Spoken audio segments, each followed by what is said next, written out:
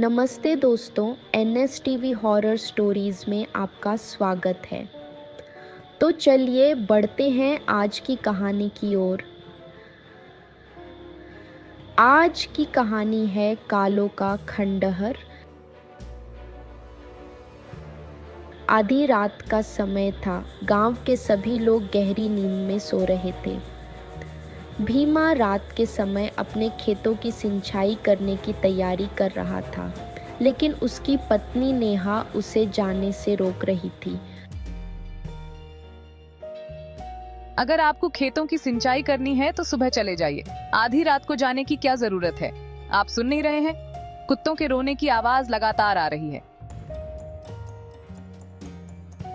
भीमा ने जवाब दिया, खेतों को सिंचाई की जरूरत अभी है और मैं सुबह जाऊं? नेहा, मुझे अभी जाना बहुत जरूरी है, नहीं तो पूरी फसल खराब हो जाएगी। और कुत्ते तो रात को अक्सर रोते ही हैं।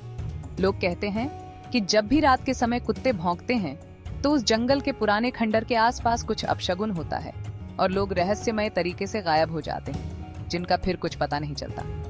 तुम भी ना नेहा, हद करती हो। मैं इन बातों को नहीं मानता। नहीं जी, आप मेरा कहना मानिए। आप आज मत जाइए, मुझे कुछ सही नहीं लग रहा। मुझे मत रोको नेहा, मैं अकेला नहीं जा रहा, अपने दोस्त रमेश को भी साथ ले जा रहा हूँ। इतना कहकर भीमा चला गया। सर्द रात में रमेश और भीमा खेतों की सिंचाई करने पहुंच गए। ठंड अपने पूरे सबाब पर थी। उन दोनों ने सर्दी से बचाव के लिए आग जला ली थी। वे उस मनहूस खंडर से ज्यादा दूरी पर नहीं थे। अचानक उनके कानों में एक दिल दहला देने वाली चीख सुनाई दी। चीख किसी औरत की थी। भीमा, तुमने कुछ सुना? तभी अचानक फिर से बचाओ बचाओ के साथ चिल्लाने और रोने की आवाजें सुनाई पड़ी। यह सब सुनकर दोनों चिंतित हो गए। अचानक मन में कुछ निश्चय कर भीमा ने हाथ में लाठी उठा ली और खंडर की ओर चल पड़ा। यह क्या पागलपन कर रहे हो भीमा? हमें यहाँ से चलना चाहिए। मुझे कुछ गड़बड़ लग रही है और मैं तो वैसे भी आज रात आने के लिए मना कर रहा था। सिर्फ तेरी वजह से यहाँ आया हूँ। भीमा के इस सवाल से रमेश चुप हो गया और भीमा भागते हुए थोड़ी ही देर में उस भयानक जंगल में घुस गया। थोड़ी देर बाद ही वे दोनों घने जंगल के बीचों बीच खड़े थे। घने कोहरे में वे दोनों आंखें फाड़ फाड़ कर देखने का प्रयास कर रहे थे। इतनी देर में ही एक बार फिर उस औरत की चीखें उनके कानों में पड़ी। भीमा और रमेश चीख की दिशा में भागने लगे। वे दोनों थोड़ी ही दूर पहुंचे थे कि तभी सामने से कोई तेजी से भागता हुआ आया और सीधा भीमा से टकरा गया। वह धड़ाम से जमीन पर गिर पड़ा। उससे टकराने वाली एक औरत थी। डर के मारे वह भीमा से लिपट गई और चीखते हुए कह रही थी, मुझे बचा लो, मुझे बचा लो, वे मुझे मार डालेंगे, बचा लो मुझे। इतना कहकर वह भीमा की बाहों में ही अपने होश खो बैठी और बेहोश हो गई। भीमा उसकी खूबसूरती देखकर अपनी सुध-बुध खो बैठा और रमेश की ओर देखते हुए बोला। रमेश तुरंत भीमा की ओर दौड़ने लगा, लेकिन जैसे ही वह भीमा के पास पहुंचा, सामने का दृश्य देखकर उसके रोंगटे खड़े हो गए।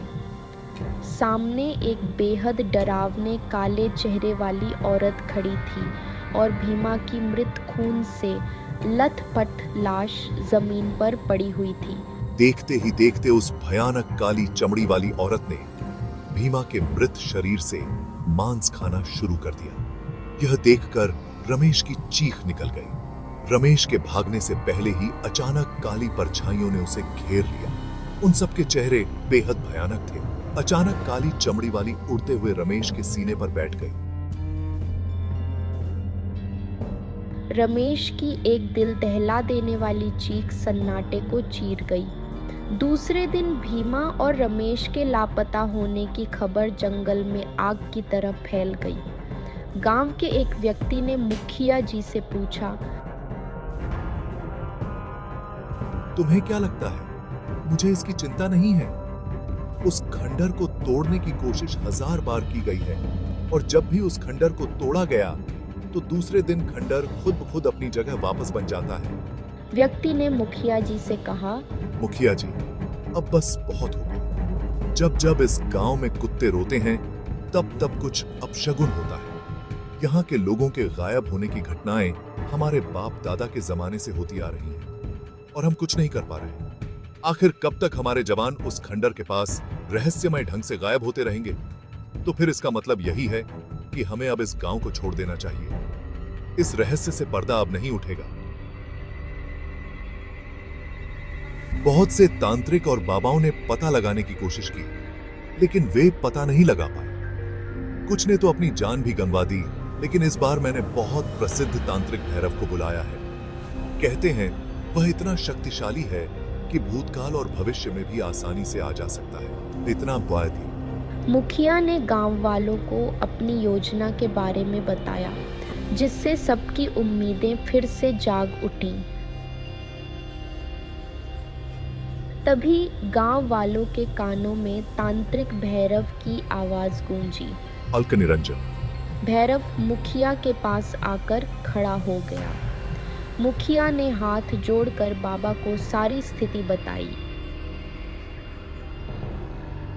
रात हो गई है, यह सही समय है, चलो मेरे साथ। और हाँ, इस गांव में जितने भी लोगों के पास पेट्रोल हो सब ले लो और सारे गांव वाले एकत्र होकर मेरे साथ उस खंडर पर चलो। इतना कहकर सभी गांव वाले बाबा के साथ उस खंडर में आ गए। तांत्रिक भैरव ने अपनी आंखें बंद कर ली। भैरव की आंखें बंद करते ही बहुत तेज हवा चलने लगी। कुछ देर बाद अचानक भैरव ने अपनी आंखें खोलकर कहा, क्या आपने अपनी दिव्य दृष्टि से कुछ देखा? हाँ मुखिया, मैंने भूतकाल में जाकर सब देखा। कालो, उसका नाम कालो है। कई वर्षों से यहाँ के जवानों को मारकर उनके शरीर का मांस और हड्डियां खा जाती है। तांत्रिक की बात सुनकर सभी गांव वालों की आंखों में दहशत झलकने लगी। यह अंग्रेजों के जमाने की बात है, जब यह गांव क्रांतिकारियों के गांव के रूप में मशहूर था। उस समय एक औरत यहाँ इस खंडर में रहती थी, जिसका नाम कालो था। कालो एक बेहद सुंदर और खतरनाक स्त्री थी, जिसके न जाने कितने अंग्रेज अफसरों के साथ नाजायज शारीरिक संबंध थे। कालो काला जादू करने में माहिर थी। इस कहानी में बस इतना ही। मिलते हैं अगली कहानी के साथ। अगर आपको वीडियो पसंद आया हो तो वीडियो को लाइक और चैनल को सब्सक्राइब करना न भूलें। चेवत्स।